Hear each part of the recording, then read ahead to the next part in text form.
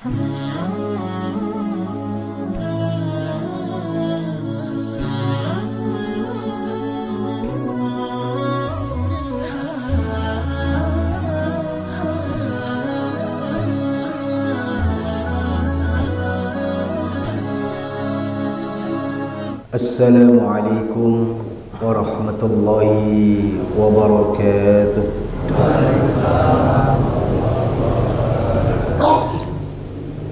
Alhamdulillah, alhamdulillahilladzi an'amana bi ni'matil iman wal islam wa alhamana bi hidayatil wujdan.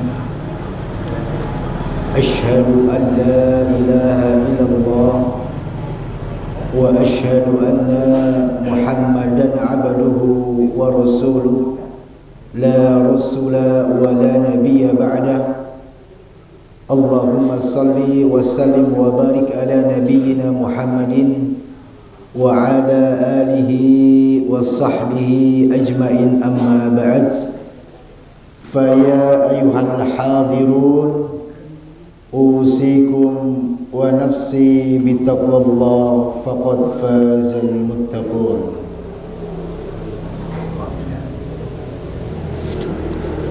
Jamaah kuliah subuh yang dimuliakan oleh Allah Subhanahu wa taala, wabil khusus para sesepuh, bini sepuh, para alim ulama senior, guru-guru kami yang hadir pada kesempatan pagi hari ini, yang tidak bisa kami sebutkan satu persatu, yang mudah-mudahan semuanya dirahmati oleh Allah Subhanahu wa ta'ala. Terlebih dahulu mari kita tidak bosan-bosan memanjatkan puji dan syukur kita kehadirat Allah Subhanahu wa ta'ala, sehingga pada kesempatan kali ini kita bisa berkumpul bersama untuk menghadiri majelis ilmu dalam rangka meningkatkan keimanan kita, ketakwaan kita kepada Allah Subhanahu wa ta'ala, yang mana di antara indikator orang yang beriman itu, innamal mu'minuna idza dzukirallah wajilat qulubuhum wa idza tuliyat alaihim ayatuhu zadatuhum imana. Di antara indikator orang-orang yang beriman itu, ketika disebutkan, mendengarkan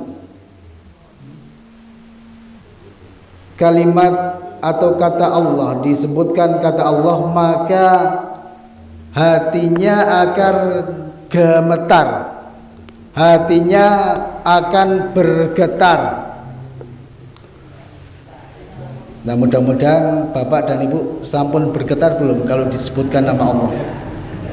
Kalau belum, berarti mari kita bisa melatih bersama-sama. Karena kebanyakan manusia itu hatinya bergetar, hatinya gemetar itu karena dua hal. Yang pertama, ketika dahulu jatuh cinta, kan bergetar hatinya, gitu, deg-degan. Yang kedua, ketika jatuh tempo. Nah, jadi yang pertama itu, dulu bapak-bapak ini ketika mau mendapatkan ibu, yang ibu mau mendapatkan bapak-bapak, ketika disebut namanya sudah bergetar. Ini mboten, Pak. Rasanya mboten karuan, karena pengen berjumpa. Bahkan sebelum berjumpa saja disebutkan namanya itu rasanya deg-degan. Ya. Seharusnya kita ketika disebut asma Allah juga seperti itu. Yang kedua, ketika sudah menikah, ini lain. Bergetarnya ketika jatuh tempo, tanggal 6 wayahe bayar sekolah, wayahe bayar pondok, wayahe bayar kuliah, wayahe bayar nopo meleh. Nah, Masya Allah. Wonten Pak. Sekedik napa kathah. Ya. Tapi mudah-mudahan semua itu kita diberikan kemudahan oleh Allah Subhanahu wa taala. Diberikan kelancaran rezeki karena kita sudah mencoba.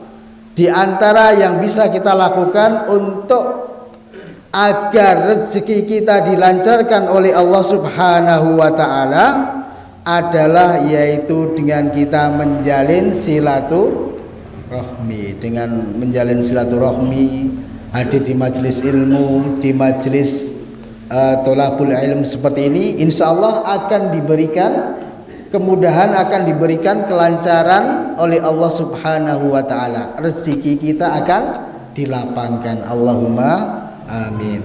Kemudian selawat dan salam semoga senantiasa tercurahkan kepada junjungan Nabi Agung Muhammad sallallahu alaihi wasallam yang senantiasa kita nantikan syafaatnya di yaumul qiyamah. Amin amin ya rabbal alamin.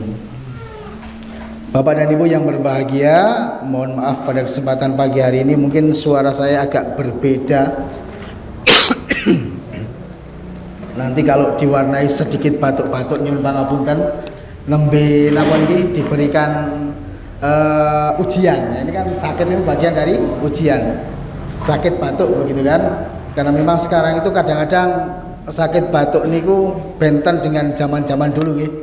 Dulu niku kadang-kadang sakit batuk sehari 2 hari mantun. Sekarang itu kadang-kadang sampai beberapa hari, sampai beberapa minggu, nggih mboten, Pak? Sampai sebulan ya. Bapak dan Ibu yang dimuliakan oleh Allah Subhanahu wa taala, insyaallah pada kesempatan pagi hari ini kita akan bersama-sama belajar bersama berkaitan dengan sebuah tema yang sudah terpampang di flyer dengan tema yaitu kemuliaan wanita. Nyuwun sewu bapak-bapak, niki temane tentang wanita. Mboten apa mau nggih? Insyaallah juga ada manfaatnya. Dan ini juga kebetulan sebentar lagi akan memperingati hari napa Bu? Hari Ibu. Tanggal pinten? Tanggal 22 Desember, Masya Allah. Hari Bapak wonten mboten? Yang sering kita mendengarkan, yang sering kita dengar adalah Hari Ibu. Tetapi ternyata Hari Bapak niku nggih wonten tanggal 12 November menawi mboten salah. Jadi dipun padosi katose wonten nggih. Tetapi katose tidak hari merah. Kalau setiap peringatan hari merah mungkin setiap hari niku tanggalnya abang kabeh. Karena banyak peringatan-peringatan yang ada di Indonesia ini ya. Bapak dan Ibu yang dimuliakan oleh Allah Subhanahu wa taala. Baik, kita mengupas sedikit demi sedikit bagaimana kaitannya dengan kemuliaan seorang wanita. Ini ada banyak hal sebenarnya, tapi barangkali 1-2 nanti menyesuaikan waktunya. Dugi jam pinten niki? Jam 7 nggih. Berarti kurang 30 menit nih Pak. Nggih, mungkin misalnya punjul sithik mboten napa nggih. Nggih, punjul sak jam apa 2 jam? Punjul 10 menit mawon mungkin.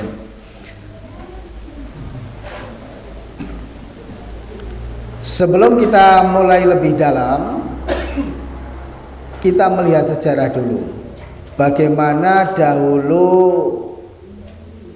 sebelum datangnya Islam, sebelum Rasulullah Sallallahu Alaihi Wasallam diutus menjadi Rasul, kondisi masyarakat jahiliyah itu sama sekali tidak menghargai seorang wanita.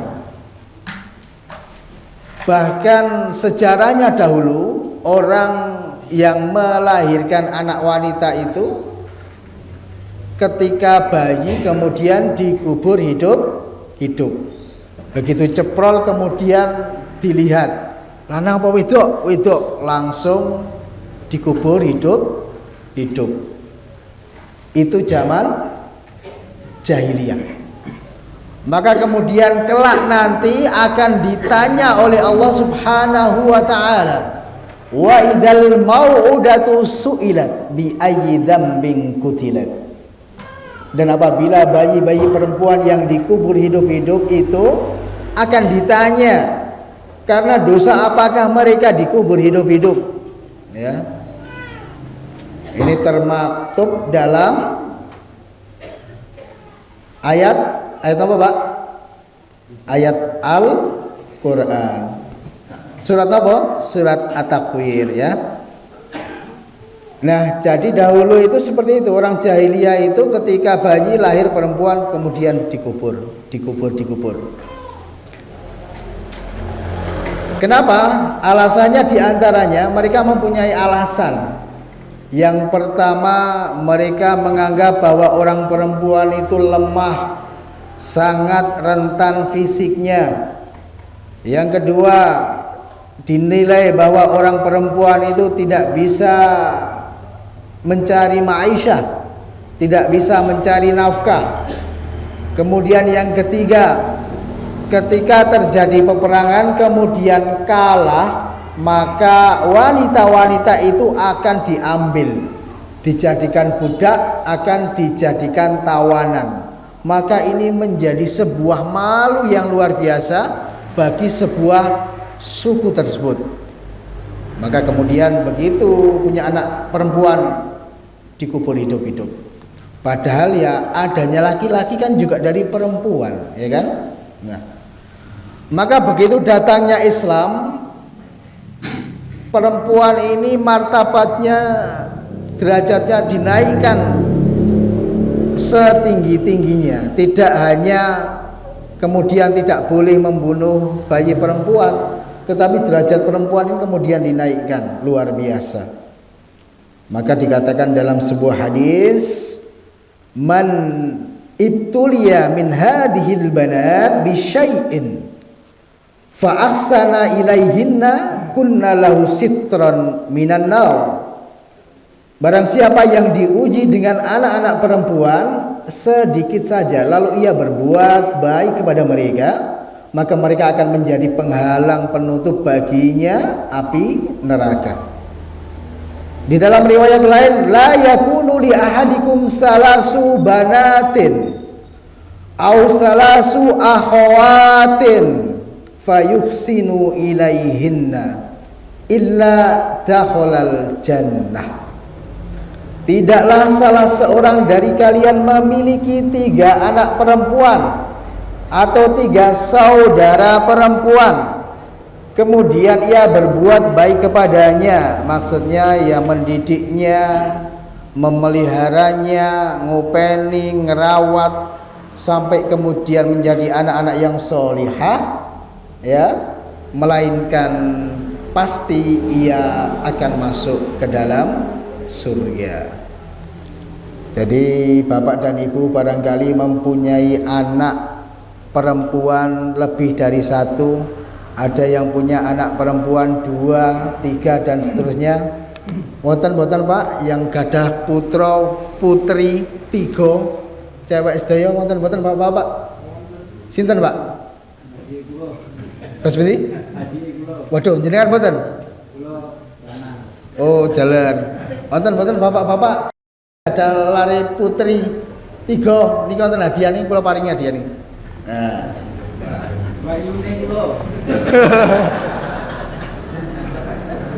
Engkang wonten mriki wonten mboten? Oh, dereng wonten. Waduh. Bapak pinten putrine? Oh, putri. Ibu-ibu wonten mboten, Bu? Engkang gadah anak 3 perempuan atau sederek perempuan? Wonten, Bu? Masya Allah, wonten niku. Ibu sinten, Bu? Merah. Ibu sinten? Oh nggih, mungkin iki wonten souvenir biasa nggih Bu nggih. Nggih. Bapak-bapak ajeng souvenir mboten iki? Bapak-bapak pertanyaannya beda mawon, yang lain mawon. Yang tempatnya paling jauh dari masjid niki bapak-bapak sinten? Ada mboten? Nah. Bapak mulai. Pundi, Pak? Pundi? Cikarang pundi? Jawa Barat. Masya Allah. Tinggalnya wonten pundi? Tinggalnya? Oh gitu. Nggih, karena sudah berani luar biasa nanti dibawa nggih, Bu. Nggih. Nggih. Hanya sekedar souvenir, nggih. Bapak dan Ibu yang dimuliakan oleh Allah Subhanahu wa taala, itulah ketika seseorang diberikan amanat, diberikan anugerah anak seorang wanita, seorang perempuan, maka Rasul katakan tidak usah kemudian merasa itu sebagai beban. Bahkan anak perempuan 1, 2, 3 dan seterusnya, ini kalau dipelihara dengan baik menjadi anak-anak yang solehah, akan menjadi jalan pintu menuju surga. Ya.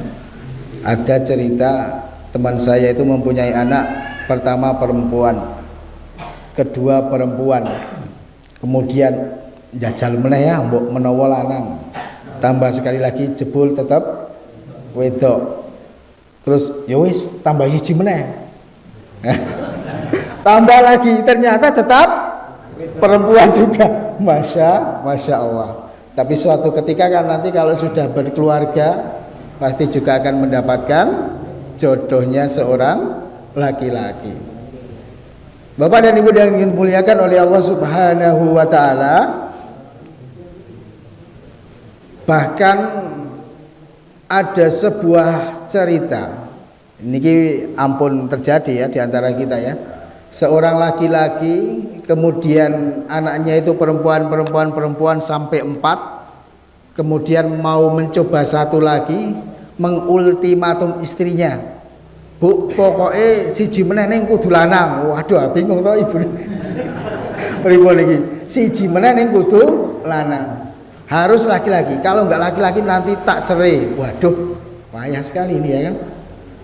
Tapi kemudian betul menambah anak satu lagi ketika lahiran, kemudian lahir lagi ternyata perempuan.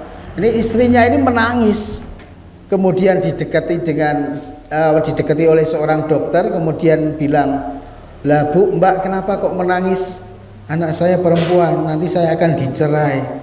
Ya sudah kalau gitu bapaknya saya yang menghadapi. Akhirnya bapaknya itu belum tahu kan. Kemudian didekati, kemudian dikasih tahu, "Pak, alhamdulillah putranya sudah lahir." Alhamdulillah. Nek laki-laki bagaimana? Alhamdulillah. Nek perempuan bagaimana? Waduh, innalillah. Pak, nek ini laki-laki tetapi kemudian cacat, tidak punya tangan, tidak punya kaki, tidak punya mata, pripun?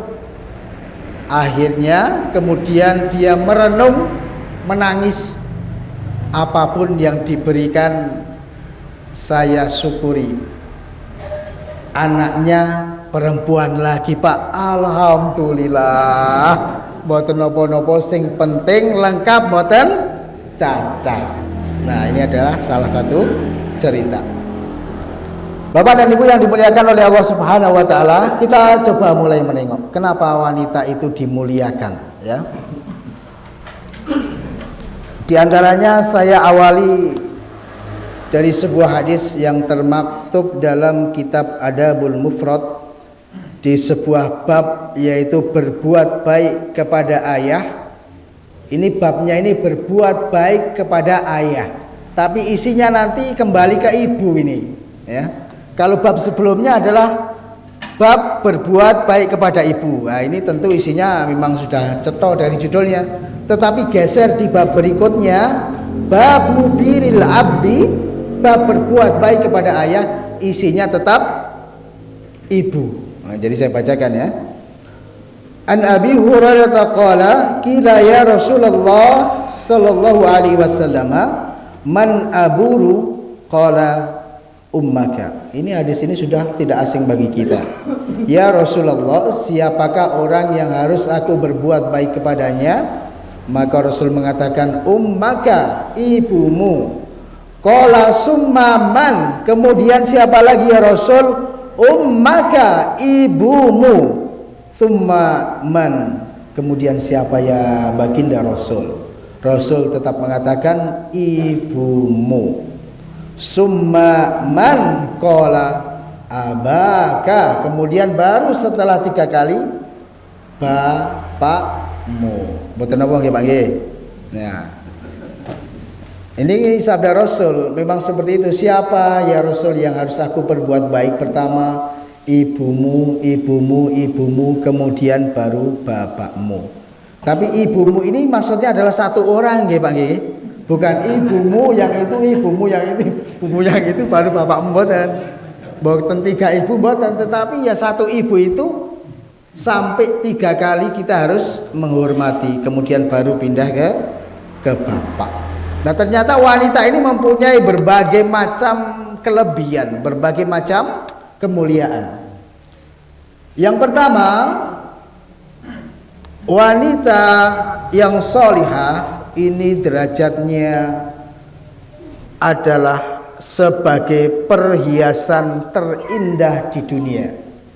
Ad-dunya mata'un wa khairu mata'id dunya al-mar'atu as-salihah. Dunia adalah perhiasan dan sebaik-baiknya perhiasan dunia adalah istri yang solehah. Kadang-kadang kita melihat yang namanya wanita itu memang indah perhiasan di dunia. Sesama wanita saja kadang-kadang sok ngalem. Wah, si fulanah kae mbak kae kok ayu ya, padahal sesama perempuan. Nek laki-laki dengan laki-laki kok jarang ngalem. Oh mas kae kok ganteng ya, jarang. Malah biasanya wah tetap ganteng aku. Tetapi kalau perempuan itu kadang-kadang sesama perempuan saja ngalem, apalagi laki-laki. Karena memang perempuan itu dari ujung kuku kaki sampai ujung rambut itu semuanya adalah menarik, perhiasan, ya kan? Tetapi sebaik-baik perhiasan adalah wanita yang sholihah. Di antara indikatornya apa? Indikator wanita yang sholihah itu yaitu menutup aurat tubuhnya sesuai dengan syariat. Kalau kita lihat di samping ini banyak di sekitar kita yang tidak menutup auratnya. Ada yang menutup auratnya tetapi masih terlihat lekuk tubuhnya, ya kan? Maka syariatnya secara syar'inya adalah menutup betul-betul tertutup seluruh tubuhnya dan sehingga tidak terlihat nampak lekuk tubuhnya, ya kan? Bahkan sebagian menggunakan madhab Syafi'i dengan memakai niqab atau cadar, ya kan? Tapi ada orang kemudian yang mungkin ada yang bilang, ada bahkan banyak orang yang memakai kudung ning akhlake kok elek, makai kudung ning kok ora tahu poso, ora tahu sholat, nek ngono ora sah nggo kudung ra apa-apa. Sing penting akhlake apik, sing penting sholat, sing penting poso, ndak ngauten. Tentunya juga tidak seperti itu. Karena itu adalah sebuah kewajiban, wajib. Nek ora berarti dosa. Kalau tidak berarti mendapatkan dosa. Itu adalah istilahnya itu ya, kalau kita masuk dalam sebuah pertemuan gitu ya, itu ibaratnya tiket. Sudah punya tiket silakan masuk. Nanti kalau sudah di dalam gedung mau apapun nanti diperhitungkan sendiri. Tetapi kuncinya masuk ke dalam gedung itu harus punya tiket. Ya, mau menjadi wanita yang sholihah, syarat utamanya ketika memasuki usia balik harus menggunakan hijab, menutup seluruh tubuhnya. Kalau tidak nanti termasuk bapaknya, kita sebagai orang tua itu akan ditanya, ya, akan ditanya kelak, harus bertanggung jawab karena kita sebagai orang laki-laki mendidik anak-anak perempuan kita, sehingga ketika anak perempuan kita baik maka akan menjadi salah satu jalan menuju surga. Nah ini untuk menjadi seorang wanita yang sholihah ini memang banyak tantangannya. Ibu-ibu ini banyak tantangannya. Kalau laki-laki itu godaannya yang sering kita dengar, yang terbesar ya, harta, tahta dan wanita. Nggih mboten, Pak? Nggih. Kalau ibu-ibu barangkali agak berbeda. Tidak harta, tahta dan pria kita nggih jarang niku. Nggih. Tetapi mungkin yang lebih tepat bisa jadi harta, tahta dan perhiasan dunia. Karena kodratnya dari seorang wanita, seorang perempuan itu cinta terhadap perhiasan dunia. Nah, di antaranya kadang maka kita sering melihat ada orang perempuan itu memakai perhiasan di sekujur tubuhnya. Ibaratnya kaya napa niku, Pak? Toko emas berjalan, gitu. Kebak sedaya niku tangan, ya, seluruh tubuhnya bahkan penuh dengan perhiasan, ya. Maka di dalam Al-Quran juga dikatakan awaman yunasya'u fil hilyah, ya. Apakah patut orang yang dibesarkan dalam perhiasan, ya, ini dikatakan dalam perhiasan di sini yang dimaksud adalah tidak lain hiasan bagi wanita. Dan wanita dibesarkan dalam perhiasan itu sendiri, baik dalam penciptaan maupun sifatnya. Ini dalam tafsir Ibnu Katsir disampaikan seperti itu. Artinya memang wanita ini berkaitan erat, godaan wanita ini adalah perhiasan dunia. Ya, ini perhiasan, sampai sapi aja memakai perhiasan, gitu. Kalau sapi itu dipakai ini tali apa, Pak, istilahnya? Tali keluh, okay? Di antaranya itu agar sapi itu mudah dikendalikan, ya, mudah dikendalikan. Tetapi kalau ini bagaimana? Kalau wanita kemudian juga diberikan perhiasan, ya Pak, insya Allah nggak mudah dikendalikan, Pak. Coba bapak-bapak kalau nggak percaya istrinya dibelikan perhiasan, nanti tidak gampang dikendalikan, ya kan? Karena mungkin mereka memang tertariknya terhadap perhiasan itu, ya kan? Maka seandainya nyuwun sewu ada sebuah pilihan, bapak-bapak di sini ini ada pilihan, di sini ada harta, tahta dan wanita. Bagi seorang laki-laki mungkin 90% akan memilih wanita. Gimana, Pak? Masya Allah, manduk-manduk, Bu. Karena seorang laki-laki walaupun sudah tua, walaupun sudah menikah, tapi kadang-kadang kalau mendurusi hawa nafsunya itu masih pengen, ya kan? Masih pengen menambah wanita lain. Boleh napa mboten? Nggih boleh mawon. Boleh mawon, Pak. Bapak pinten setunggal apa kali nomor 3? Fankihu ma tobalakum minan nisa masna wa sulasa wa ruba. Menikahlah dengan wanita yang baik 2, 3 ataupun 4. Tetapi ingat syaratnya sangat ketat. Wa in hiftum alla ta'dilu, apabila tidak bisa berbuat adil, fawahidah, maka cukup satu saja. Jika tidak mampu berbuat adil, jika kamu takut untuk tidak berbuat adil, maka cukup satu saja. Maka ada istilah guyonan ketika laki-laki istrinya 2, 3, 4. Oh berarti Superman ini. Anak setunggal nopo? Berarti cemen. Ini biar mawon. Bapak dan Ibu yang dimuliakan oleh Allah Subhanahu wa taala, maka itu beda. Godaan wanita di dunia dengan godaan laki-laki itu beda. Maka Rasul mengatakan, "Ma taraktu ba'di fitnatan adarra 'ala rijal minan nisa." Tidaklah aku tinggalkan setelahku cobaan yang paling berbahaya bagi kaum laki-laki adalah selain wanita. Maksudnya ya godaan laki-laki itu adalah para wanita. Nah, ini kembali lagi ke tema. Kalau tadi yang pertama, kemuliaan wanita, wanita mulia karena wanita itu merupakan perhiasan, apalagi kalau solehah maka menjadi perhiasan yang terbaik di dunia. Maka yang kedua, wanita itu adalah karunia, Pak, bukan musibah. Nah, di antara karunianya itu maka dikatakan oleh seorang penyair, Hafid Ibrahim dari Mesir, beliau mengatakan al-ummu madrasatun, perempuan ibu-ibu ini adalah sekolah.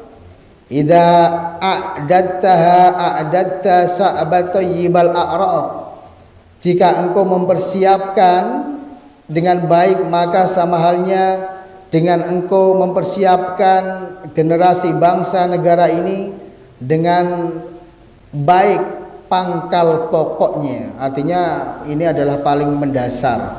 Wanita ini sebagai guru, sebagai madrasah yang terbesar yang pertama, yaitu di lingkup keluarga. Dan ini sebenarnya kalau kita melihat, ini kita bisa meniru budaya Jepang dari sisi kebaikannya. Wanita-wanita Jepang itu kalau sekolah tidak hanya SD, SMP, SMA, sekolah sarjana, magister, doktor, ya. Tetapi kemudian setelah lulus tidak mesti kemudian mereka itu bekerja. Tidak mesti kemudian mereka menjadi pegawai dalam sebuah perusahaan, pegawai dalam negara. Tetapi kemudian ketika mereka menjadi ibu rumah tangga, mereka itu bisa mendidik anak-anaknya. Jadi ketika anaknya dapat PR dari sekolah misalnya, kemudian tanya sama ibunya, ibunya bisa menjawab dengan baik karena ibunya pendidikannya tinggi. Tapi kalau di sekitar kita kadang-kadang berbeda, karena perempuan malah tidak usah sekolah tinggi-tinggi, ya, karena nanti sebentar lagi akan jadi manten, gitu kan? Alhasil apa? Alhasil nanti suatu ketika pendidikan seorang perempuan itu kurang, anaknya bertanya kepada ibunya, "Bu, onten PR niki jawabannya pripun?" Bisa-bisa ibunya, "Mbok kowe takon Mbah Google wae," kan gitu. Ya kan? Zaman sekarang kan takon Google wae, takon AI. Wah, ini adalah sebuah perkembangan zaman, tetapi ketika kita kemudian mengandalkan itu, ini menjadi kurang baik, ya kan? Bapak dan Ibu yang dimuliakan oleh Allah Subhanahu wa taala, itulah yang kedua, kehadiran seorang wanita sebagai anugerah. Di antaranya sebagai madrasah yang terbesar untuk anak-anak kita. Dan kemudian keunggulan, kelebihan yang lain di antaranya terbukti bahwa seorang wanita itu mempunyai kelebihan yang luar biasa. Di antaranya yang pertama, wanita itu dikatakan lebih fokus dari laki-laki, mempunyai daya fokus itu lebih daripada seorang laki-laki. Bahasa kerennya itu multitasking, ya. Jadi seorang wanita itu rata-rata bisa mengerjakan beberapa pekerjaan dalam satu waktu. Nek laki-laki mboten, ya. Nek wis fokus siji nggih kadang-kadang fokus tok niku. Nggih mboten, Pak. Kadang-kadang bapak-bapak di rumah kalau sudah sibuk dengan handphonenya, sudah sibuk dengan TV-nya, dipanggil ibu-ibu mboten nyaut. "Pak, Pak." Nah, nek mboten ngaten iki, "Pak, pripun to?" Ngaten niku dereng sadar. Kadang-kadang ngaten niku. Teng mriki sawah mboten nggih Pak nggih. Napa mboten benten? Nah. Tapi kalau ibu-ibu Masya Allah bisa fokus dalam satu waktu mengerjakan banyak hal. Baru di dapur, baru goreng telur, menghidupkan wajan sambil menghidupkan napa Bu? Mesin cuci. Telurnya diwalik, pakaiannya diwalik, mboten ketukan, gitu. Tetap bisa berjalan di situ. Mboten ndoki terus mlebu teng mesin cuci, mboten. Tetap bisa goreng sambil nyuci. Kadang-kadang sambil nyapu juga, Masya Allah. sambil nyapu, sambil masak, sambil mencuci, ada telepon berdering diangkat, halo, nggih Bu, sekedap dereng kula transfer, sambil jualan online. Itulah seorang perempuan, Masya Allah. Maka seorang perempuan ini memang menjadi kemul, tadi kan kemuliaan, diambil kata depannya menjadi kemul, menjadi penghangat bagi suami dan juga bagi anaknya, ya. Wanita itu di samping menjadi seorang istri juga bisa menjadi seorang ibu. Bahkan tidak hanya menjadi ibu bagi anaknya, kadang-kadang menjadi ibu bagi suaminya. Gimana Pak?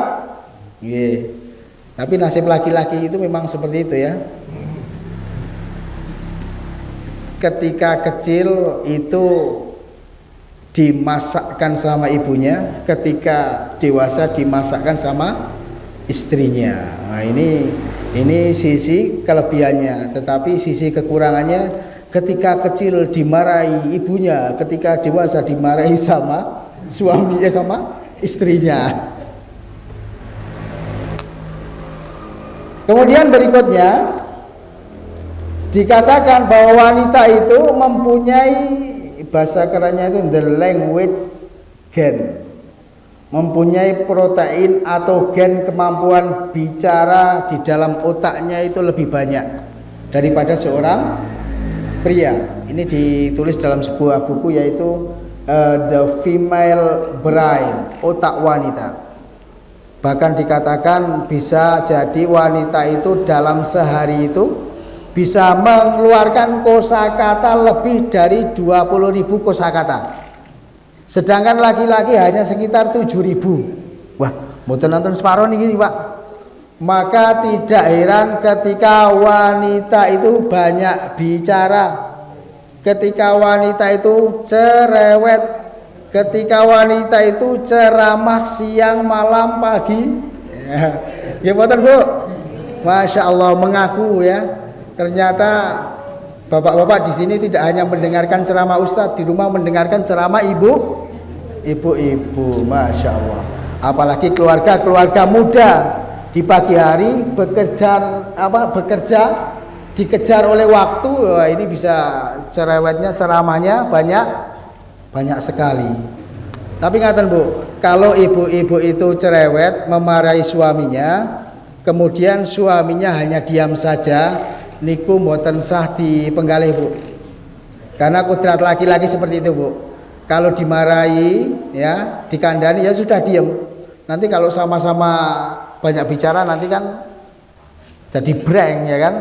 Tetapi maka laki-laki itu suka ngalah. Nah gitu, maka diam. Diam itu tidak dalam rangka kemudian tidak memperhatikan ning gek golek cara. Piye piye carane strategine piye ya, begitu Bu. Jadi kalau ibu-ibu sedang marah mboten napa-napa Bu. Laki-laki memang seperti itu. Dan laki-laki itu memang suka mengalah, bukan kalah ya. Karena begini, seorang laki-laki itu memang kalahnya dengan wanita Bu. Bahkan nyuwun sewu tidak hanya kita sebagai orang-orang biasa ya. Jangankan kita sebagai orang-orang biasa. Seperti tentara, polisi itu kan punya pasukan banyak Bu.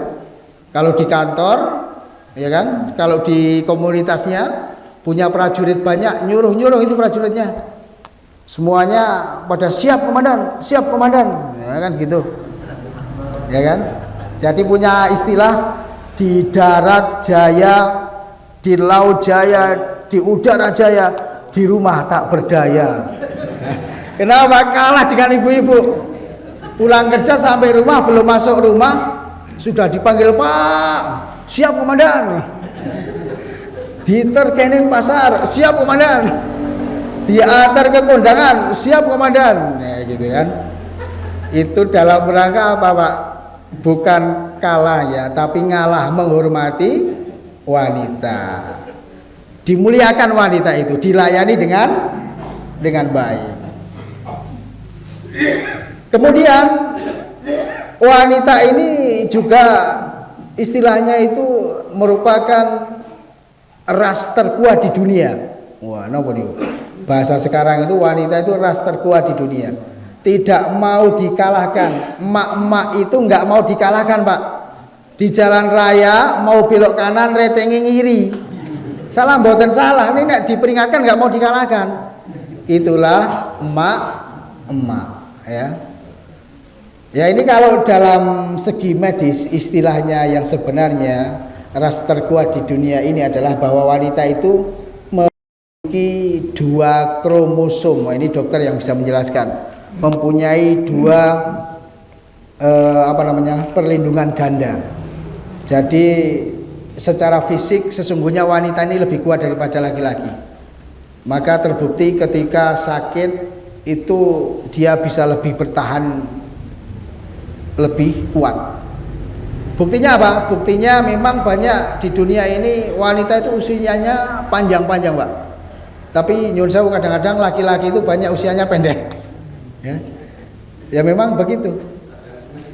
Ya, ini kadang seneni. Njuk pripun nek di seneni terus usianya semakin pendek. Maka memang ada doa itu ya, Ustadz. Nah, Ustadz saya ini Pak Haji Nasihin ini, guru saya dulu di pondok. Memang ada doa agar hidup kita di dalam keluarga ini diberikan sakinah mawaddah warahmah. Ada doa itu salah satunya Allahumma ini a'udzubika min zaujin tusayyibuni qoblal masib. Ya Allah, aku berlindung dari pasangan yang membikin rambutku cepat beruban sebelum waktunya. Nah, jadi itu Rasulullah Shallallahu Alaihi Wasallam sudah memberikan sebuah doa. Di antaranya, ya Allah, aku berlindung kepadamu agar aku dihindarkan dari pasangan hidup yang menjadikan rambutku ini tumbuh ubannya sebelum waktunya. Artinya nopo? Artinya pasangan kita itu kita harapkan adalah pasangan yang baik, bukan yang menuntut, yang minta sesuai dengan kehendaknya tetapi kita tidak mampu, dan juga mengharapkan hal-hal yang lain di luar kemampuan kita. Kalau sudah menuntut seperti itu, bisa jadi uban kita itu akan tumbuh cepat sebelum waktunya, prematur, ya kan? Ya. Tetapi kalau misalnya memang itu gen salah sambung ya mboten apa, Pak. Mboten kemudian iki sing udah tumbuh ubannya itu kemudian tidak sakinah mboten nggih. Tapi itu adalah doa yang bisa kita amalkan.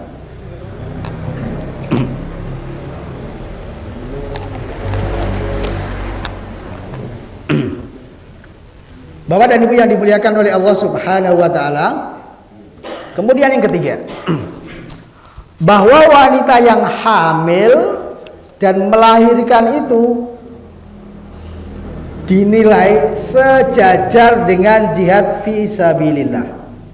Maka Rasulullah sallallahu alaihi wasallam mengatakan asyhadatu sab'un siwa qatli fi sabilillah, bahwa mati syahid itu ada 7 yang selain terbunuh di jalan Allah.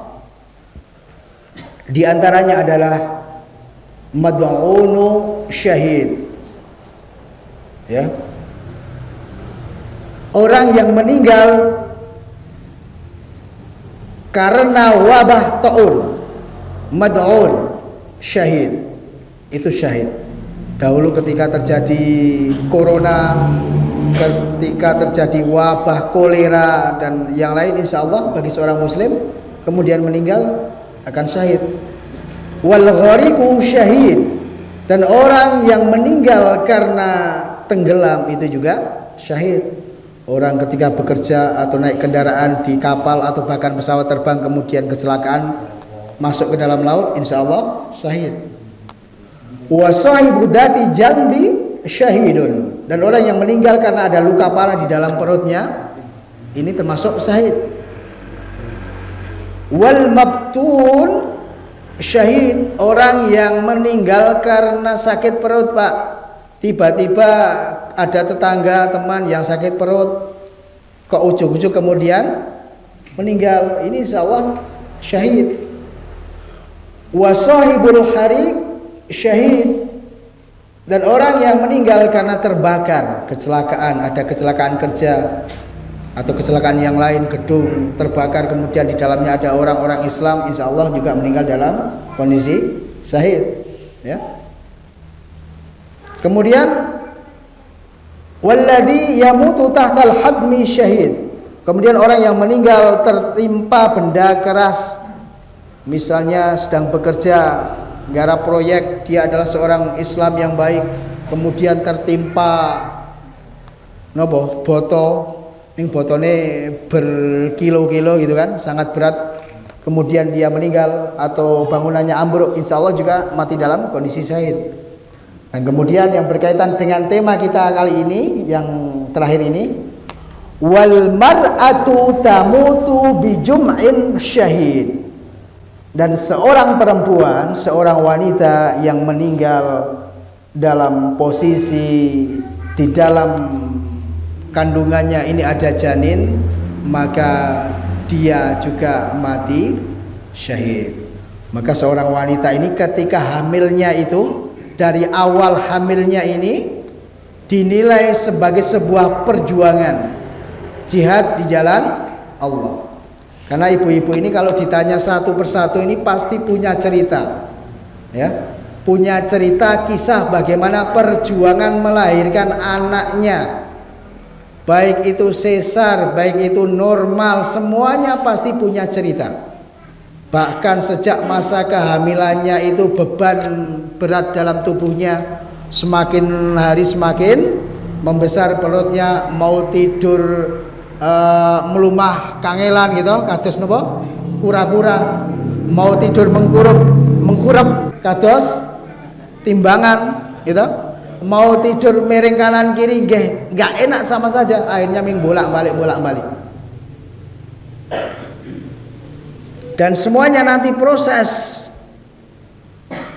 kelahirannya juga pasti ada perjuangan. Maka kalau boleh saya cerita diri saya sendiri saja, saya menceritakan istri saya saja, mohon maaf. Saya ceritakan di sini nggak apa-apa ya. Jadi kata Pak, dulu ketika istri saya hamil itu perutnya besar. Oh enggak, hamil ya perutnya besar ya. Ya maksudnya perutnya membesar.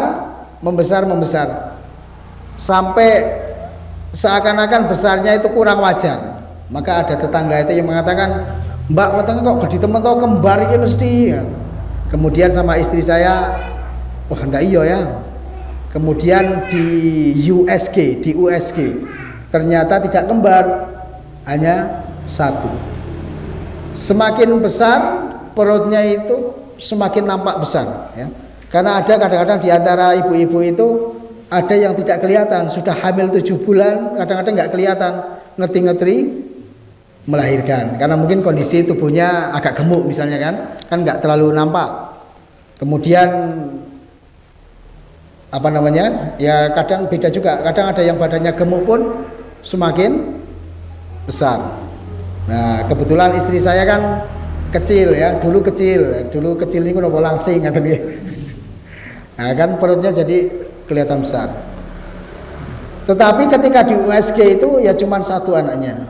Kemudian ketika sudah menjelang kelahiran, saya bawa ke bidan. Kemudian setelah sampai bidan, saya bilang, Bu bidan, monggo ini dicek sudah keroso, istilahnya itu sudah keruas mau melahirkan. Kemudian dicek sama bidan, karena saya baru mau jadi bapak, saya belum pengalaman. Bidan itu mengatakan, Mas, niki tesih dangu, wong gek buka loro. Ya kula penasaran, lah lawange wonten pinten Bu bidan? Ada 10. Waduh, njuk pripun? Nah, ini masih lama. Priye kan? Ya sudah, karena sudah sampai sini nggak apa-apa, saya tunggu di sini. Masya Allah, selama semalam itu tidak lahir-lahir, Pak. Istri saya nggak bisa tidur, saya juga nggak bisa tidur, direwangin dongo tahajud sampai subuh belum lahir, sampai matahari terbit belum lahir, sampai direwangin duha belum lahir. Maka bidannya ini bingung, akhirnya manggil bidan satunya lagi, akhirnya ada 2 bidan, belum bisa lahir lagi. Panggil lagi satu bidan, ada 3 bidan mengurusi satu orang. Ayo mbak, sudah mau keluar, masuk lagi. Tidak mau keluar, masuk lagi. Masya Allah. Kemudian di ultimatum sama bidannya ini, mbak iki nek orang metu-metu tak gawa ning rumah sakit. Kemudian kok bisa-bisa nih istri saya itu bertanya kepada bidannya, lah nek teng rumah sakit biayanya pinten bu? Kemudian bidannya mengatakan, nek neng rumah sakit biayanya sekian juta. Maka istri saya, waduh nek ngoten kula tak ngeden mawon. Kemudian bismillah ngeden, langsung lahir pak. Alhamdulillah. Nah ini anak saya ini. Nah, ini. Itu anak yang pertama. Masya Allah, ternyata setelah ditimbang bobotnya 4 kilo. Masya Allah. Kan jarang ya. Rata-rata kan 2 kilo, 2,5, 3 kilo kan ya. Anak saya ini meskipun bapaknya kecil, ini saya diberikan anugerah lahirnya 4 kilo. Maka ibunya luar biasa kesulitan dalam melahirkan. Bapak dan Ibu yang dimuliakan oleh Allah Subhanahu wa taala, pun telas niki wekdal iki. Alhamdulillah pada kesempatan pagi hari ini, meskipun tidak bisa kami sampaikan sampai tuntas, kita bisa menyampaikan 3 poin. Di antara Islam memuliakan wanita, ya. Maka poin yang berikutnya saya bacakan saja. Wanita itu ketika solihah, maka nanti ketika di akhirat akan dijadikan bidadari surga. Tidak hanya bidadari surga, bahkan menjadi ratu bidadari surga. Bisa lanjutkan sedikit boleh nggak Pak? Ada cerita sedikit saja.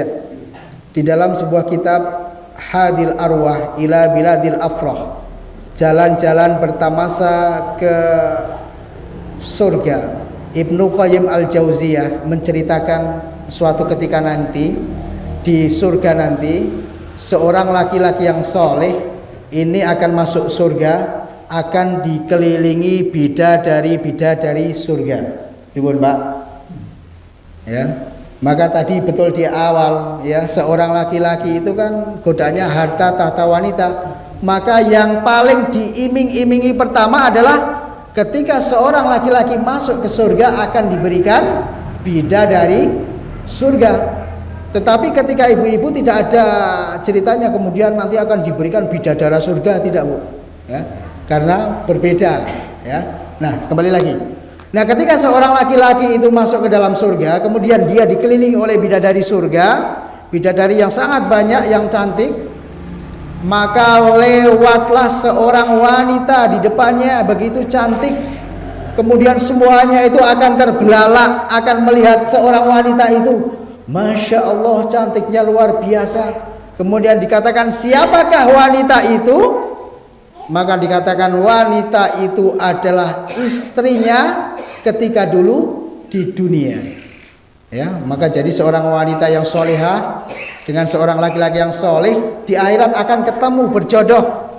Dilanjutkan lagi ketika seorang laki-laki itu sudah fokus dengan istrinya tadi, dengan ratunya tadi, maka dia akan melengos, akan memalingkan wajahnya dari bidadari yang lain itu, akan terfokus kepada istrinya karena cantiknya ini luar biasa, menjadi ratu bidadari surga.